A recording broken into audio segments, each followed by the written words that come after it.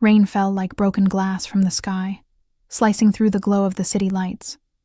Ethan Vale stood at the edge of the empty train platform, his tailored coat soaked through, the engagement ring clenched in his trembling fist. The last train had come and gone.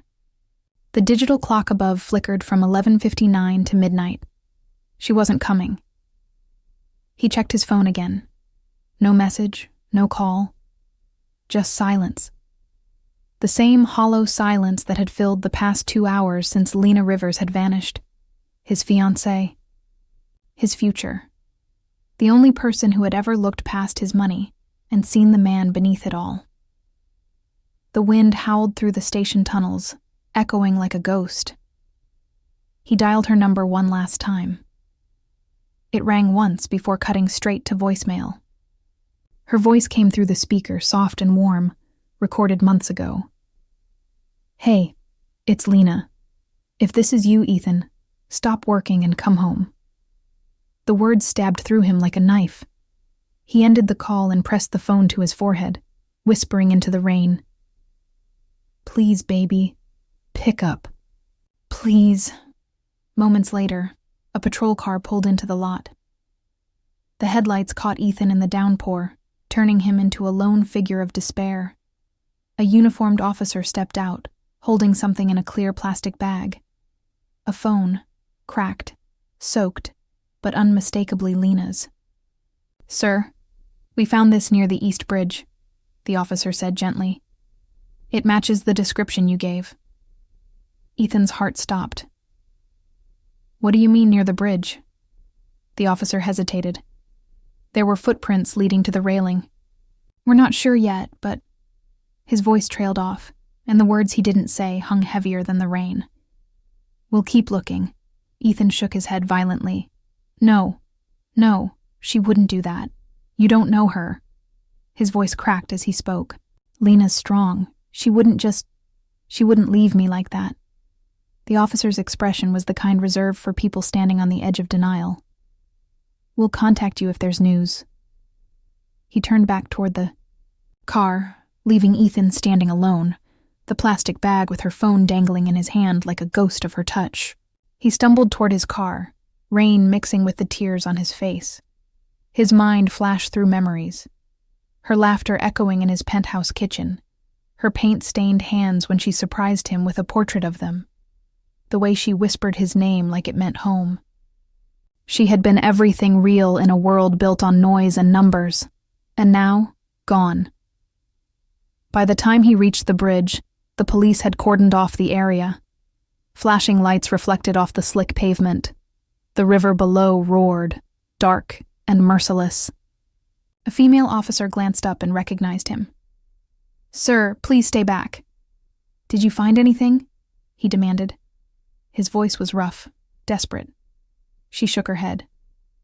"Not yet. I'm sorry." Ethan stepped closer to the railing, gripping the cold metal until his knuckles turned white. The rain blurred the world around him. He could almost see her there, standing at the edge, her hair blowing in the wind, eyes full of something he'd missed in their last fight. Fear. Or maybe goodbye. He sank to his knees, the engagement ring, slipping from his fingers and clinking against the wet ground. It rolled toward the railing and stopped just shy of the edge. He stared at it, chest heaving, unable to breathe.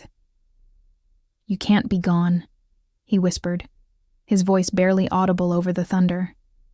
"You hear me, Lena? You can't." Lightning split the sky, illuminating the river below. For a fleeting second, Ethan thought he saw a flash of red fabric caught on a rock far downstream. Her coat. He took a step toward it, but a police officer caught his arm. "Sir, it's too dangerous." He didn't fight. He couldn't. He just stood there, drenched and broken, staring into the darkness. "I'll find you," he said quietly, more to himself than anyone else. "No matter how long it takes. I'll find you." The storm swallowed his words, but somewhere deep in the night, something carried them forward, across the water, through the rain, into the unknown. Ethan Vale walked away from that bridge a different man. And somewhere out there, far from the city, A woman named Lena Rivers opened her eyes to the sound of thunder, her body aching, her memory shattered, unaware that the man she once loved was about to spend 3 years chasing a ghost who still had his heart. 3 years later, the city had changed, but Ethan Vale had not. He was still the ghost of the man who once smiled too easily and believed too much in forever. His company Vale Innovations had grown into a billion-dollar empire, run by a man who no longer cared about the money or the power. His mornings began before dawn. His nights ended in silence, and his walls were lined with photographs of missing person reports, all of them with one face, Lena Rivers. The world believed she had died that night on the bridge, but Ethan refused to accept it. The police had closed the case. Her body was never found, and yet every instinct in him said she was still out there. Somewhere, he poured his fortune into finding her. Private investigators across states and continents failed to trace her. A phone call from a woman who swore she saw her in Chicago turned out to be a scam. A man who claimed to have information disappeared before their meeting. Every false lead deepened Ethan's obsession and guilt in quiet moments. He replayed their last argument over and over. He had accused her of running from commitment. She had cried and said she just wanted to be seen, not owned. The memory haunted him like an echo in an empty hall. He had loved her but never listened. Tonight the storm outside his glass penthouse mirrored the one inside his mind. Ethan sat in front of his computer reviewing the latest report from his investigator in Canada. It was empty. No trace. No witness. No clue. He slammed, his fist on the desk. The glass of water beside him trembled, spilling across a stack of faded photos. Then his assistant's voice came through the intercom, soft and uncertain. "Sir, there's someone you should see. A man from Montana says he has information about Miss Rivers." Ethan froze. Every muscle in his body tightened. "Send him in," he said. The door opened, and a rugged, middle-aged man stepped inside. His clothes were worn from travel, his eyes sharp and cautious. He held a manila envelope like it was something fragile. "You're Ethan Vale," he said quietly. "I don't know what kind of man you are, but the woman in this picture told a little girl to never talk about her past." He handed over the envelope and turned to leave before Ethan could even speak. Ethan ripped it open. Inside was a single photograph, slightly faded, but clear enough to steal his breath. A woman with golden brown hair smiling as she held a child in her arms. She was standing in front of a wooden building with a sign that read St. Agnes Orphanage, Montana. His heart stopped. She was alive. He flipped the photo over. A small handwritten note read Clara Wells, Orphanage Volunteer Program. No contact with outsiders. Clara Wells, Lena Rivers, he whispered. It had to be her. The eyes, the smile, even the faint scar near her wrist from the night she burned herself cooking at his apartment. The phone rang again. The same investigator who had been silent for weeks. "Sir, I just got confirmation from a source in Montana. There's a woman, matching Lena's description, living under a different name. She came there after a car accident. 3 years ago, Ethan's chair scraped against the marble floor as he stood, his pulse racing. Send me everything. Flights, background, details, addresses. I want it all." "Sir, are you sure you want to reopen this?" Ethan's voice broke for the first time in years. "I never closed it," as the city lights flickered below. He opened the drawer beside his desk. The engagement ring still sat there untouched, gleaming. Under the pale light, he slipped it into his pocket and whispered to the empty room, "You thought I'd give up on you, Lena, but you were wrong." The rain pounded harder against the windows as he packed a small bag and walked out of the penthouse 4. The first time in 3 years, Ethan Vale felt something he had forgotten how to feel. Hope mixed with fear. The kind of fear that came before finding the truth. By morning, his private jet was cutting through gray skies heading toward Montana and toward the woman the world believed was dead. the only woman he had ever loved. The wind in Montana carried a sharp chill that cut through Ethan Vale's expensive coat as he stepped off the plane and into the quiet world where time seemed to move slower. The city noise and flashing lights of New York felt like another lifetime. Behind him trailed a single suitcase and a heart that had forgotten how to beat without guilt. The drive to the mountain village took 3 hours of silence. The road twisted through pine-covered cliffs and wide-open skies that stretched endlessly. Ahead, somewhere in that vast wilderness, was the woman he had spent 3 years searching for. The woman who had taught him what love was and what losing it meant. When the orphanage finally came into view, it looked nothing like the places he was used to. No polished marble floors, no glass towers, just a weathered 2-story building painted in faded blue with a garden of wildflowers that refused to die in the cold. He parked a short distance away, watching the children chase each other through the courtyard. Their laughter floated through the air, and for a brief moment, it almost hurt to hear something that pure. Then he saw her. She was standing near the steps, surrounded by children, one of them tugging at her skirt, while another handed her a crayon. Her hair was tied loosely, her clothes simple, a soft sweater and jeans. But there was something radiant about her calm presence. The sunlight fell across her face, and for the first time in years, Ethan forgot to breathe. Lena Rivers was alive, but she wasn't Lena anymore. The caretaker introduced her as Clara Wells, volunteer and literacy teacher. She turned when she heard Ethan's voice introduce himself under the name Daniel Hart, a donor visiting to evaluate the orphanage for potential sponsorship. Her gaze met his for a heartbeat too long. Her expression didn't change, but her eyes flickered something deep, something that recognized him before her lips curved into a polite smile. "Welcome to St. Agnes," she said softly. "We're always grateful for support." Ethan felt his pulse thunder in his chest. That voice, the same softness, the same kindness. He wanted to speak her name, but the weight of it stayed trapped behind his teeth. She moved like someone who had built a new life. Carefully, piece by piece, he didn't dare shatter it yet. The director gave him a tour showing the classrooms, the kitchen, the small dormitories filled with laughter and hand-painted murals.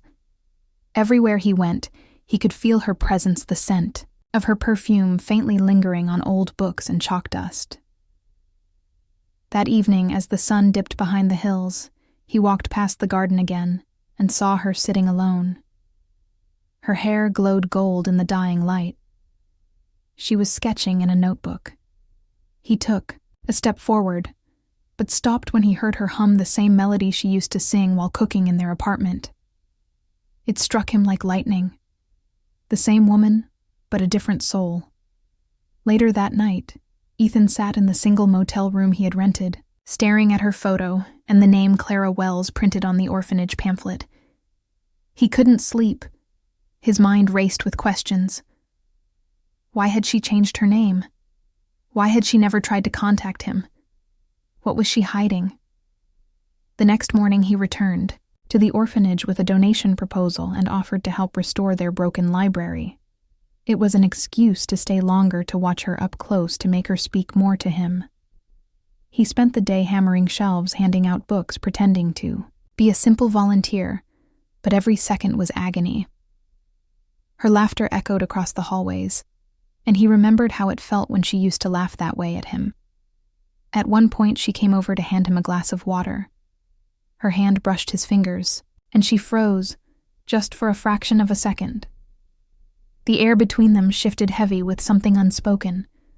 Her eyes searched his face, as if she were trying to decide if the man before her was a stranger or a ghost from a life she buried. "Thank you," she whispered, before walking away, leaving Ethan standing there, his heart pounding and his throat dry.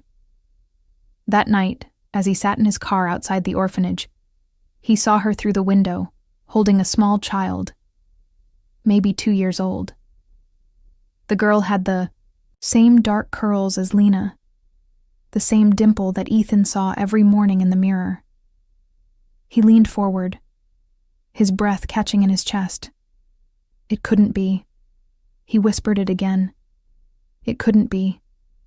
But deep down, he already knew the truth. The woman he had lost was not just alive. She had been raising their daughter alone all these years while he searched for ghosts. For the first time in 3 years, Ethan Vale felt the ground shift beneath him. He wasn't just searching for the woman he loved anymore. He was standing at the edge of finding his entire life again. And he had no idea what kind of truth waited for him when she finally stopped pretending not to know him. The days that followed were a battle between restraint and revelation. Ethan Vale had never known patience until now. Each sunrise brought him back to the orphanage under the pretense of repairing broken shelves, fixing windows, or delivering supplies. But every visit was a test. Every smile from Clara, every glance of those familiar eyes stripped another layer from his composure.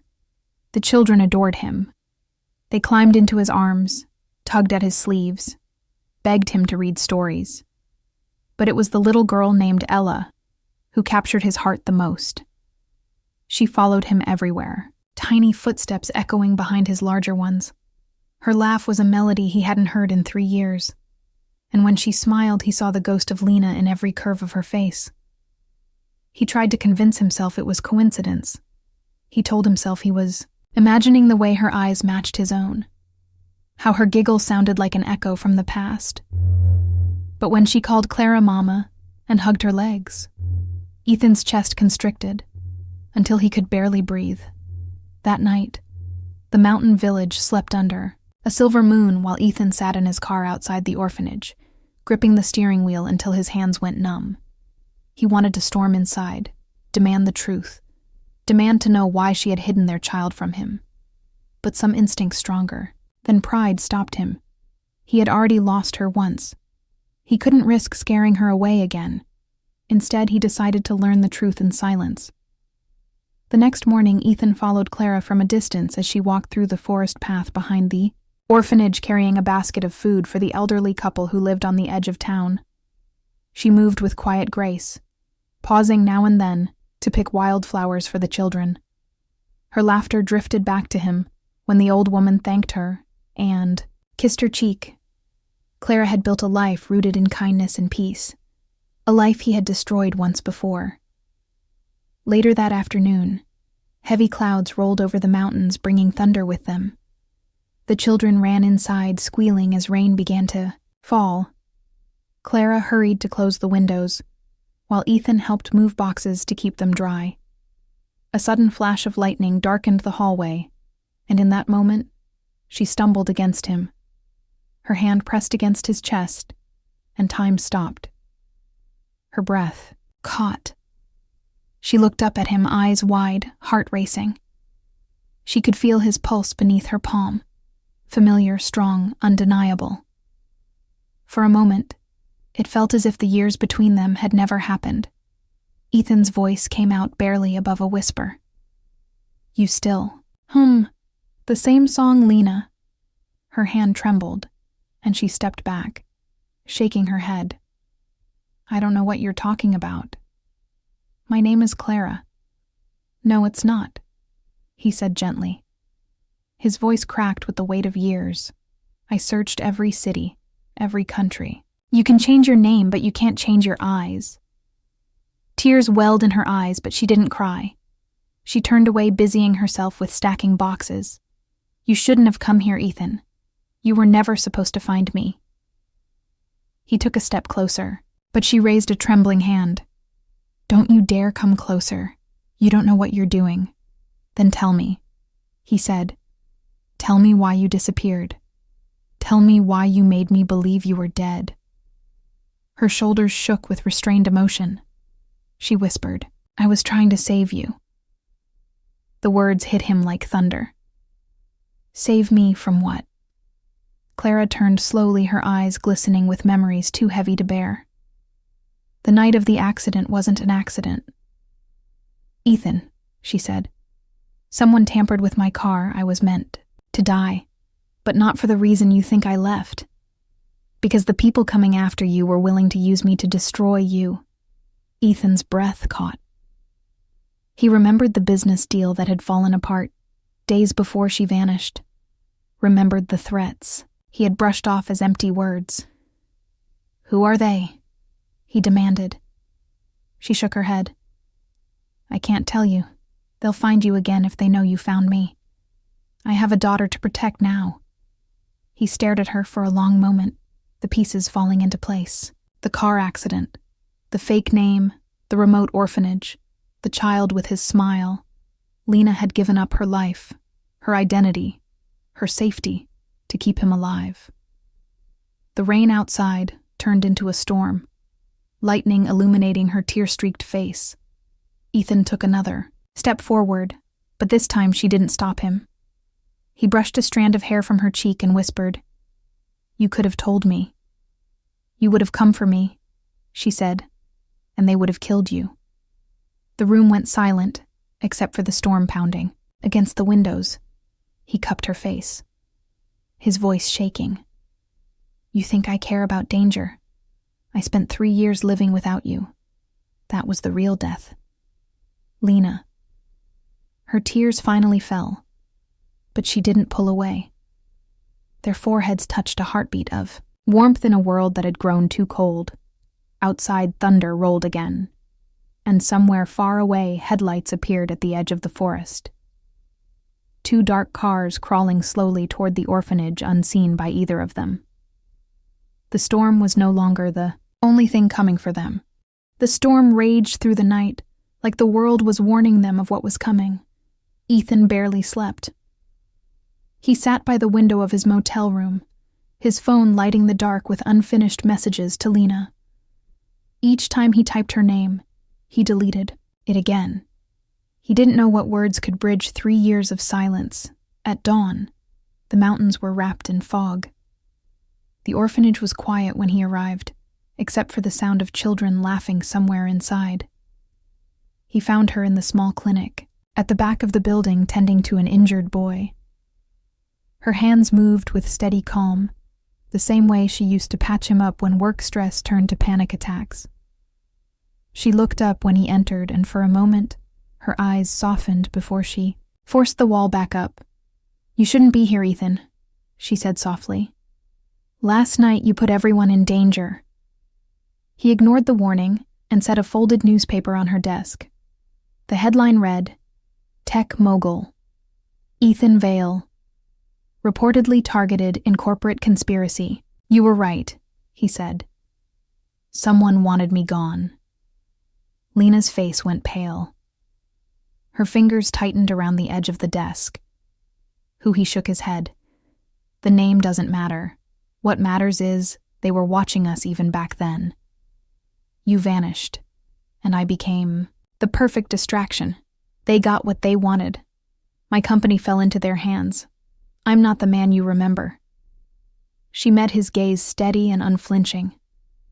"Maybe that's why I loved you once, because you could lose everything and still care about something more than money." Her words struck him harder than she intended. Before he could answer, a knock came from the doorway. Dr. Adrian Holt stepped in, his gray hair damp from rain. He was tall with kind eyes, but there was something calculating beneath. "Them morning, Clara," he said, nodding to her before turning to Ethan. "I don't believe we've met." Ethan forced a polite smile. "Daniel Hart, potential donor doctor." Holt extended a hand. "Welcome, Daniel. We don't get many city visitors. You must be very passionate about helping children." Ethan shook his hand, but his instincts screamed danger. There was too much confidence in the man's voice, too much familiarity in the way he looked at Lena. When the doctor left, Ethan waited until he was gone before asking, quietly, "Who is he?" "He saved my life," she said simply.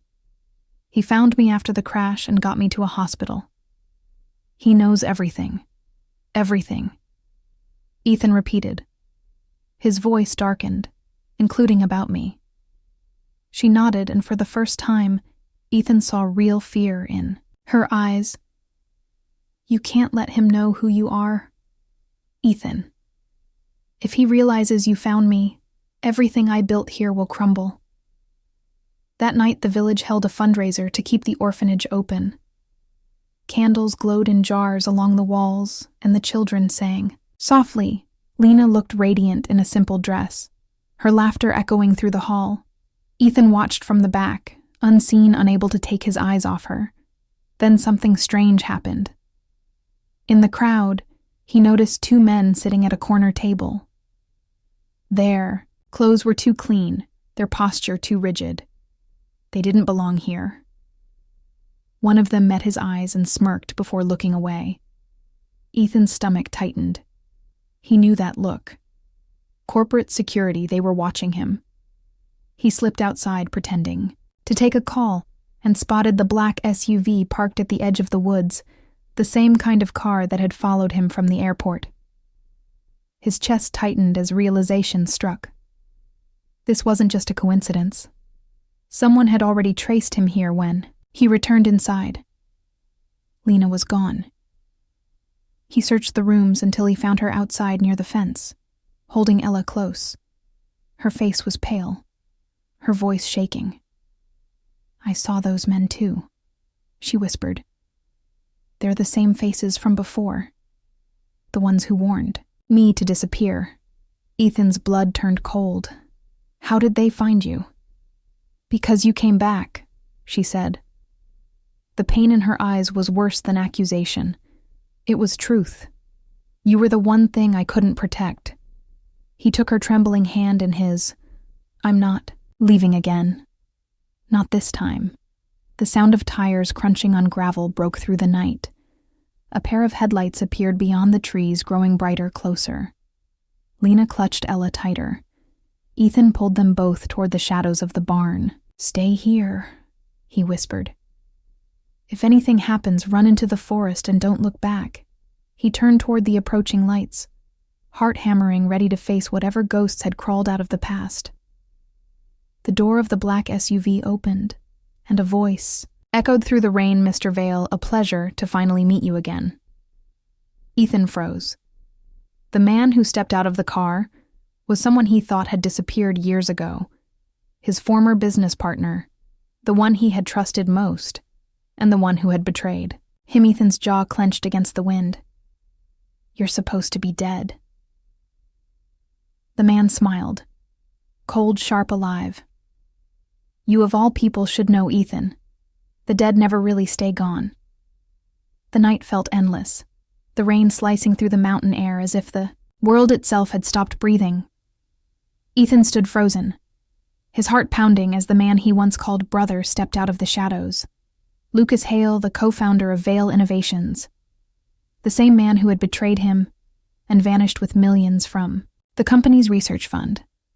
3 years ago, the world believed Lucas had died in a plane crash, but now here he was, alive, very much alive, and standing on the same soil as Lena and their daughter. You look like you've seen a ghost, Ethan Lucas, said, his voice smooth and sharp like a blade. I heard you've been busy chasing. One Ethan's jaw tightened. Where have you been? Why are you here? Lucas smiled faintly. It's a long story, but I'll make it short. You were supposed to die 3 years ago, not me. I was offered a deal to sell your security software to a buyer overseas. When you refused, they turned to me. But after the accident, after she disappeared, everything fell apart. So imagine my surprise when I heard you were digging into the past again and found your lost love. Ethan's pulse thundered. He realized the truth hit by it like lightning. It was Lucas who had arranged the attack. It was Lucas who had wanted him dead. Where's Lena? Lucas asked casually. Or should I say, Clara. You see, when someone erases their identity, they leave traces of the people who helped them, and I make a living following ghosts. You stay away from her. Ethan growled. Lucas laughed. That's not your choice anymore. She knows too much, and the people who paid me back then still want silence. They don't care about you, Ethan. They want her. A surge of rage flooded Ethan's veins. He lunged forward, but Lucas's men stepped out of the SUV, aiming guns through the rain. You never learned when to. Stop fighting the wrong battles, Lucas said. Almost sadly, Ethan took a slow breath, thinking not of himself, but of Lena and Ella hiding in the barn. He raised his hands just enough to make them pause. I'm not the same man I was 3 years ago, he said quietly. You think I'm going to let you near them? You'll have to go through me. Lucas smirked. That's the plan. Before Ethan could react, a loud crash echoed from behind. The barn door burst open. Lena stood there soaked in rain, her hair plastered, to her face holding a flare gun she had grabbed from the emergency kit. Her voice trembled, but her aim didn't. Leave him alone. Lucas turned slowly. Ah, the ghost herself. He took a step closer, but she fired. The flare exploded near his feet in a flash of light and heat, forcing the men to duck. Ethan grabbed Lena's arm and pulled her toward the forest, Ella clinging to her mother's neck. They ran through the mud and darkness, the sound of engines roaring behind them. Branches clawed at their clothes, whined whipped across their faces.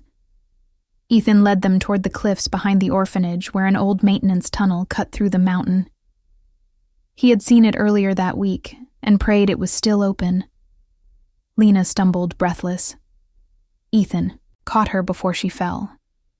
He could hear shouts closing in. We're almost there, he said. The tunnel came into view, half collapsed, but wide enough for them to slip through. They ducked inside the darkness, swallowing them whole. For minutes they moved, through the damp passage guided only by the faint beam of Ethan's phone light. The roar of the storm faded, replaced by the sound of dripping water and their ragged breathing. Ella whimpered against Lena's shoulder. Shivering, Ethan took off his coat and wrapped it around her. They stopped at a fork in the tunnel. Ethan listened, trying to judge which way led to safety. Then he heard it. Footsteps echoing from behind Lucas's voice, echoing through the dark. You can't hide forever, Ethan. You can't save them both. Ethan turned to Lena, his face pale but determined. Listen to me, he whispered. When we reach the end of this tunnel, there's a cabin near the ridge. Go there. Stay quiet. Wait for me. I'll draw them away. Lena shook her head. No, I'm not losing you again. You won't, he said, his eyes fierce. This time I promise. She looked at him, then at their daughter sleeping in her arms, and nodded silently. Ethan kissed her forehead one last time and ran back into the darkness, his footsteps echoing against the stone walls. The tunnel swallowed him whole. When Lena reached the other end of the tunnel, she collapsed outside, gasping for air. The sky had started to clear, faint light creeping over the mountains. She turned just in time to see a flash deep inside the tunnel, followed by a distant explosion. Lena screamed his name, but the mountains gave no answer. Only the echo of her voice carried through the dawn. Somewhere beneath the rubble, Ethan Vale was still alive, barely breathing, his body buried under stone and shadow. And as the sun rose over the valley, one truth burned through the morning air. He had saved her again, but this time he might not live to see her face ever again. The explosion had thrown Ethan against the tunnel wall and buried him beneath the falling stone. His ears rang with the sound of roaring fire and shattering rock. Dust choked the air, but he was alive barely. He clawed through the debris, his breath, ragged, each movement a battle between will and pain. Somewhere above, he could hear Lena screaming his name, then silence. The world went black. When consciousness returned, daylight was filtering through cracks in the tunnel ceiling. The air smelled of smoke and rain. Ethan's body ached, every bone felt shattered, but his heart still beat. He pushed himself up, ignoring the pain, and stumbled toward the light. A small opening led to the forest outside. He emerged bloodied and bruised into a world, washed clean by the storm. The orphanage was gone, burned to its frame. The black SUV was overturned on the road below, smoke curling into the dawn. Lucas Hale and his men were nowhere to be seen. Ethan staggered forward, calling Lena's name until his voice gave out. He found small footprints leading away from the wreckage toward the ridge. She had survived. He clung to that thought as if it was oxygen. By the time he reached the cabin near the ridge, he was half conscious. The door creaked open, and Lena appeared holding Ella in her arms. Her eyes widened at the sight of him. She ran to him, dropping to her knees. "Ethan, you're alive." He collapsed against her shoulder, the world spinning. When he woke again, it was night. The fire crackled softly, and Ella slept between them. Lena sat beside him, cleaning a wound on his arm. "You should be dead," she whispered. "You should have stayed hidden." Ethan caught her wrist gently. "I told you I'd find you." He tried to sit up, but pain surged through his ribs. He swallowed it down. "What happened after the explosion?" Lena looked away. Lucas and his men disappeared after the blast. The police arrived hours later, but someone had already called them off. They said it was a gas accident. I know that's a lie. He's still out there. Ethan's eyes darkened. He won't stop until he finishes what he started. A quiet fell between them, broken only by the fire's hiss. She turned to him and said softly, "You nearly died again because of me." "Because of us," he corrected, "because we loved each other in a world that punished people for love." She stared at him for a long moment, then whispered, "I can't keep running, Ethan. We can't keep hiding." He reached for her hand. "Then we stop running. We fight." The next morning, Ethan went down to the village and used a local phone booth to make a single call. The line connected to an old friend, a former journalist who owed him a favor. "I have a story that will destroy a man," he said quietly. "Get your camera and meet me at the ridge tonight." That evening, under a bruised sky, Ethan waited with his friend near the remains of the orphanage. He held in his hand a flash drive taken from Lucas's SUV, a file containing proof of every crime Lucas had committed. The bribes, the blackmail. The data leaks enough to end him forever. But the moment the camera light blinked red, a figure stepped out of the darkness. Lucas Hale alive again, his gun aimed steady. "I warned you, Ethan. You should have stayed dead." The shot rang out. Splitting. The night Ethan dove to the ground, fire flashing behind him. He tackled Lucas, the two men crashing into the mud fists, colliding with the force of years of hatred. The flash drive flew from Ethan's pocket, landing near the broken remains of the orphanage fence. Lucas grabbed it, snarling. "You think you can expose me, Vale? You built this empire with me. There's no redemption for either of us." Ethan spat blood and said, "Maybe not for me, but for her. For our daughter there is." He lunged again.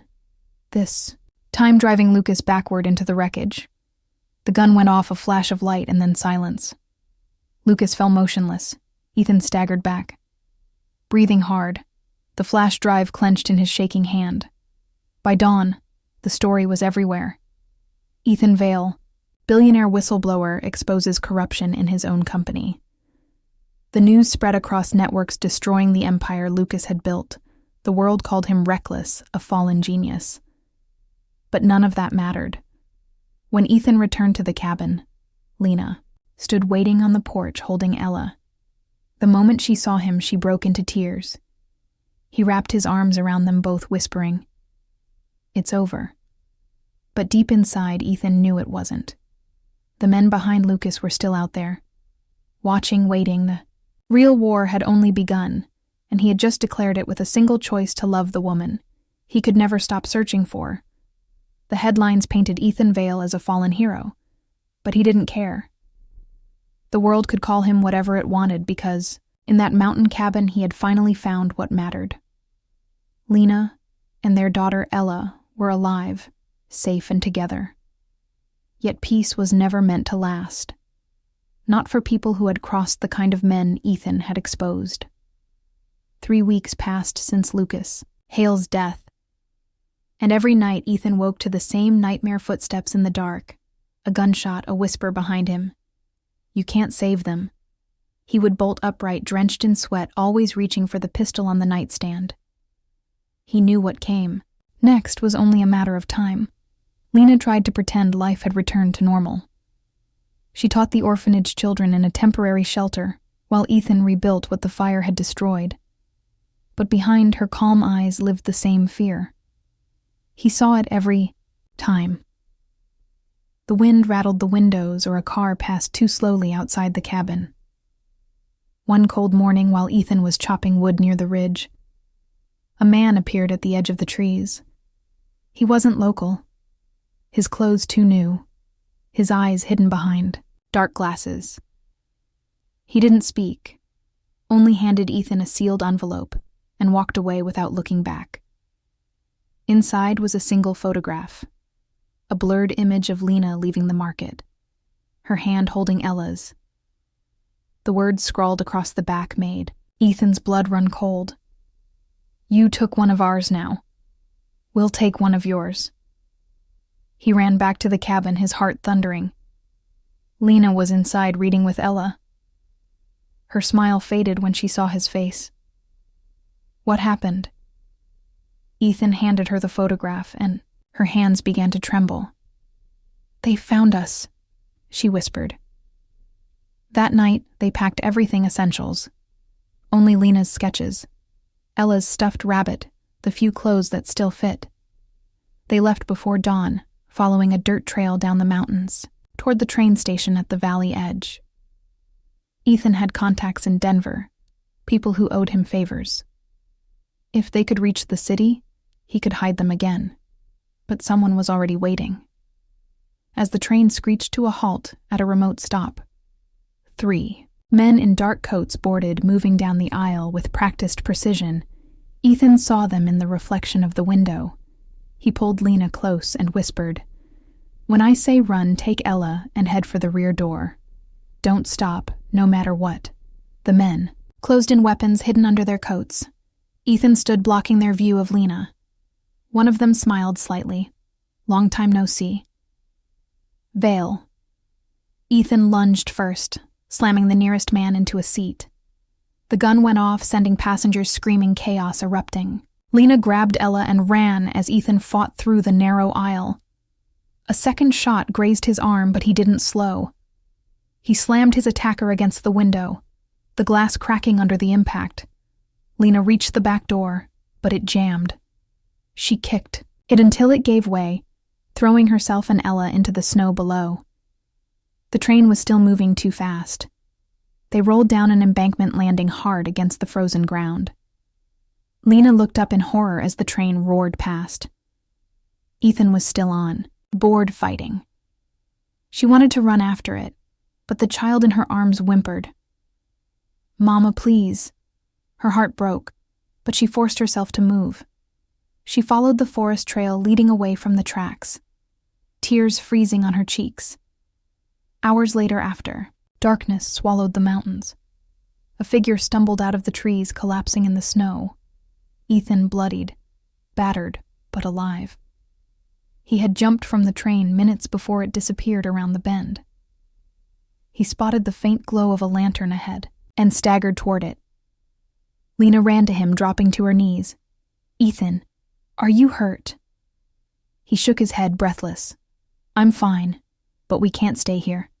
They'll send more next time. The 3 of them walked through the snow until they reached a rundown cabin by an abandoned mining site. Inside was an old radio still working barely. Ethan tuned it until static gave way to a voice.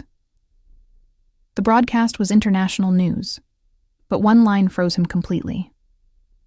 Authorities confirmed the death of Lucas Hale, Former tech executive found near Vale Innovations headquarters. Police suspect internal conflict. Ethan stared at the radio in disbelief. That's impossible. I buried him. Lena looked at him, her voice trembling.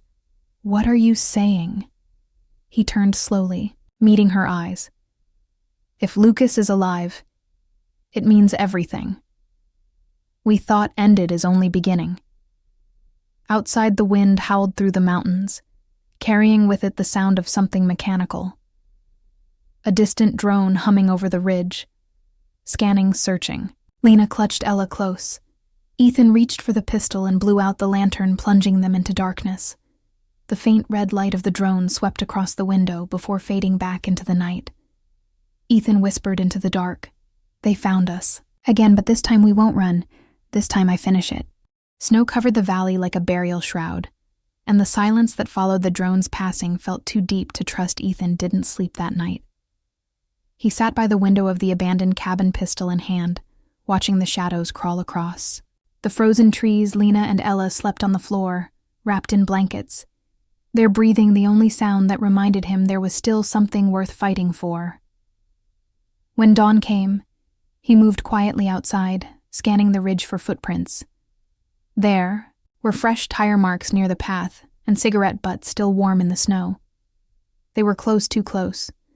He followed the trail until it disappeared into the forest and found something that stopped his breath.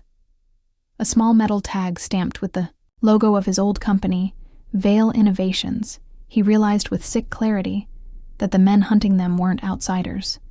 They were his own former security team, hired by Lucas Hale himself.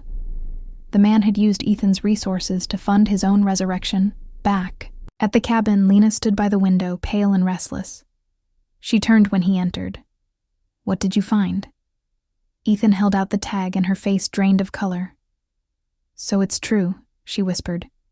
He's alive. Ethan nodded. If Lucas came back, it means someone bigger is protecting him. Someone who wants the technology. We built the program. He and I started years ago. The one we shut down before it was finished. She frowned, trying to remember. The biometric project. The one you said was too dangerous. He met, her eyes grimly. That one. The same one they wanted me dead for. Before she could speak, the door burst open.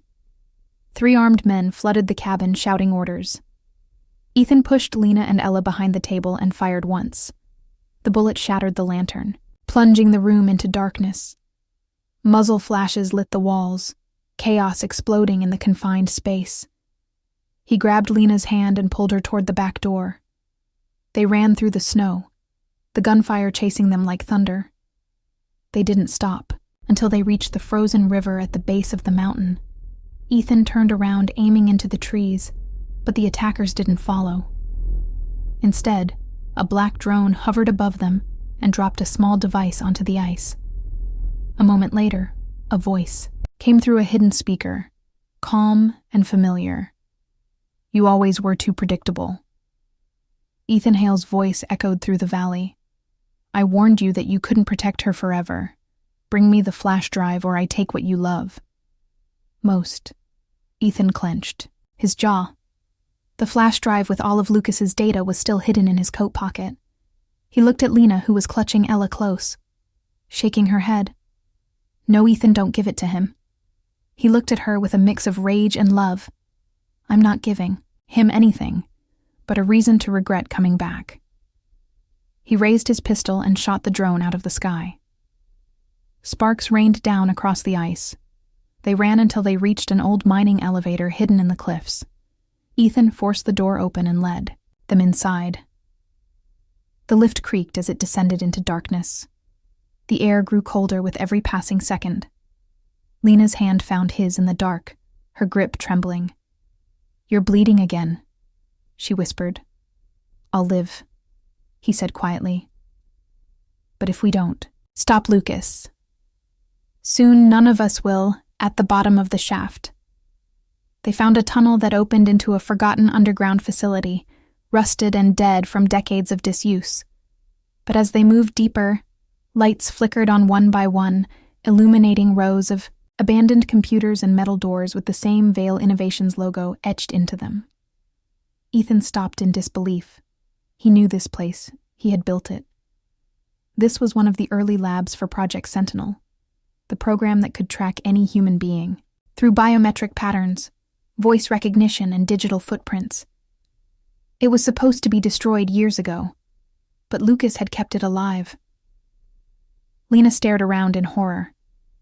"This is how he found me," she whispered. "He used your system to trace me," Ethan slammed his fist against the wall, furious at the irony. "My creation. My curse." He moved to the main console, blowing dust off the keyboard. The screens blinked awake. A single message flashed across the monitor. "Welcome back, Ethan." Before he could react, the speakers crackled with Lucas's voice again. "You built this to connect the world, Ethan. Now I'll use it to control it. Bring me the drive or I erase every trace of the woman you love from existence." Ethan stared at the screen, his reflection merging with Lena's behind him. The truth hit him all at once. Lucas didn't just want power. He wanted to erase every record, every memory, every file that proved Lena Rivers ever lived. He turned to her, his eyes fierce. "I'm ending this tonight." Lena looked at him terrified. "What are you going to do?" He lifted the flash drive between his fingers and said the one thing he had been avoiding since the beginning. "The only way to stop him is to destroy everything I ever built, even if it means losing it all." Outside the tunnel, the storm had turned into a blizzard. The mountains rumbled as if the earth itself knew what was coming. Ethan loaded the flash drive into the main system, his hands shaking. He looked at Lena and Ella one last time. "I love you," he whispered. "If I don't make it back, you tell her father fought to keep her free before she could stop him." He pressed enter and the entire facility began to shake, sirens wailing, lights flashing red. Lena screamed his name as the doors locked, sealing him inside. Ethan turned toward the screens, his face calm and determined. Lucas's voice crackled in fury. "You'll destroy yourself. Vale." Ethan smiled faintly. "Maybe, but I'll take you with me." And as the system began to overload and the mountain roared above him, Ethan Vale, the man who had once been a billionaire and a ghost, pressed the final command that would decide whether love or power would survive the night. Smoke filled the tunnels, and alarms screamed through the mountain. As the facility began to collapse, Ethan stood before the glowing screens watching code flood across them like a living storm. The data that had once made him powerful was now his weapon against the man who had destroyed everything Lucas hails. Voice echoed through the speakers. Furious, desperate. "Stop it, Ethan, you'll kill us." Both Ethan's fingers trembled, but he didn't stop. He had spent years living in shadows searching for the woman he loved. And now he finally understood what that search had been. For it wasn't redemption. It was purpose. He looked up at the camera above him and said softly, "You wanted to play God, Lucas, but you forgot one thing. Even God's fall." He hit the final command. The screens went white, and the explosion that followed shook the earth like thunder above ground. Lena felt the tremor as the mountain cracked open in a wave of smoke and light. She screamed Ethan's name, but the roar of collapsing stone swallowed her voice. She clutched Ella, close shielding her from the shockwave that rolled across the valley. The air filled with fire. Then silence, nothing but the sound of falling snow. Hours later, rescue helicopters circled the mountain. The flames were dying, but the destruction stretched for miles. Lena sat wrapped in a blanket, her face pale, streaked with ash. Every time someone asked for her name, she said nothing. Her eyes never left the mountain. By dawn, they found him. Ethan Vale was pulled from the wreckage, barely breathing, his body burned, and bloodied but alive. The medics shouted orders, carrying him onto the helicopter. Lena ran forward, her hands shaking. "He's alive," she cried. "He's alive. Please don't let him go." For 3 days he drifted between life and death in a hospital room, overlooking the same city where their story had begun. Machines kept his heart beating, while Lena sat beside him whispering promises into his ear. "You found me." Ethan now come back to me. When he finally opened his eyes, the first thing he saw was her. She was holding his hand. Her hair tangled her eyes red from tears. A tired smile curved his lips. "You look beautiful, even in a war zone," he whispered. She laughed through her tears. "You idiot, you almost died." He looked at her and said, "I told you. I'd find you no matter how long it took." And I did. Months passed before Ethan could walk again. The world changed around them. Vale Innovations was gone, erased with the destruction of Project Sentinel. The authorities declared Lucas Hale dead once. More, though, no body was ever recovered. Ethan didn't care. The empire he lost had given him something far more real. He moved with Lena and Ella to the coast, far from the noise of the city. They bought a small house overlooking the sea where gulls cried and waves broke against the rocks. Ethan spent his mornings fixing old boats and his evenings teaching Ella how to skip stones. Lena painted sunsets, and laughter returned to their lives slowly like sunlight after a long storm one evening as the sun dipped into the horizon. Ethan sat on the porch watching Lena and Ella play on the shore. Lena turned toward him, smiling that same smile he had searched for in every dream. She waved for him to join them. He stood leaning on his cane and whispered to the sea, "Thank you for giving her back to me." As he reached them, Ella tugged his sleeve. "Daddy, tell me the story again. The one about how you found Mama." Ethan knelt in the sand, smiling at the child, who had his eyes and her heart ince. Upon a time, there was a man who lost everything he said, but he never stopped searching, because love has a way of finding its way home. Lena slipped her hand into his, her voice soft. And what happened to the man? He looked at her, the wind lifting her, hair around her face, and answered. He stopped searching because he finally realized he was already home. The waves crashed against the shore, carrying away the last traces of their old lives. The world thought Ethan Vale had vanished. But somewhere, on a quiet coast, a man who had once been a billionaire now lived simply with the only woman he had ever loved, and the daughter who had become his heartbeat. In the end, the empire was gone, the enemies defeated, and the ghosts finally silent.